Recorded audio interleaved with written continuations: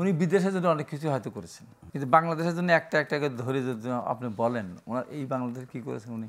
এই যে বৃষ্টি ঘূর্ণিঝড় হয়েছে, জলশ্বাস হয়েছে, করোনা গিয়েছে, বলেন তো ওই ফাউন্ডেশন থেকে বা গ্রামীণ থেকে বা গ্রামীণ ব্যাংক থেকে বা কোনো কিছু থেকে এই সমস্ত দৈত্য গোষ্ঠী বা মানে যারা অসহায় তাদের পাশে কোনোদিন দাঁড়িয়েছে আমরা দেখেছি?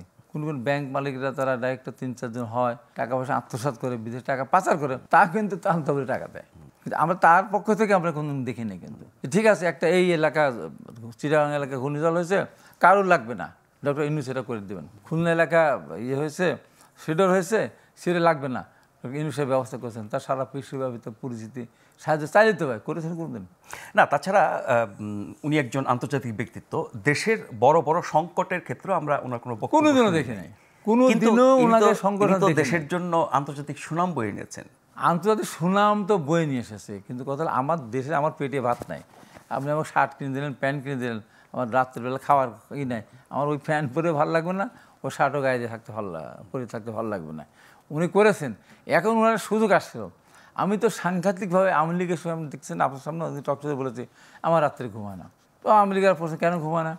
ঘুমানো এই কারণে আওয়ামী লীগ যে অন্যায় অত্যাচার করছে, যে মানে মানুষের গুম খুন থেকে শুরু উদ্যোগতে আওয়ামী লীগের এমন একটা পরাজয় হবে যে সাধারণ কর্মীরা বিপদে পড়বে, তারা তো পালাতে পারবে না, লুটপাটকারীরা পালায় চলে যাবে, কিন্তু এরা বিপদে পড়বে।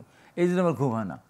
এবং এমনভাবে তারা যাবে, বহুদিন তারা এই দেশে আওয়ামী লীগের নামে রাজনীতি করতে পারবেন। দেখেন অনেকগুলি সত্যি বলেছি, আজকে আমার ভয় হচ্ছে ডক্টর ইউনূস মানে এতটা ভয়ঙ্কর পরিণতি হবে সেটা কি আশঙ্কা? আমি তার চেয়েও আমি বলছি যে উনি এত সমাজে সারা পৃথিবীতে একটা বড় একটা সুযোগ উনি কিন্তু পেয়েছিলেন, সবাই দিয়েছিলাম। ওনার নিজে তো বোঝা উচিত উনি এই 111-60 পিছনে ওনার দায় আছে তো। মইনুল আহমেদকে তো দিয়ে কে পরে ফখরুদ্দিনকে উনি তো পারছে, ওনাকে দায়িত্ব না দিয়ে ফখরুদ্দিনকে দিয়েছিলাম, ওই দায়িত্ব ওনার।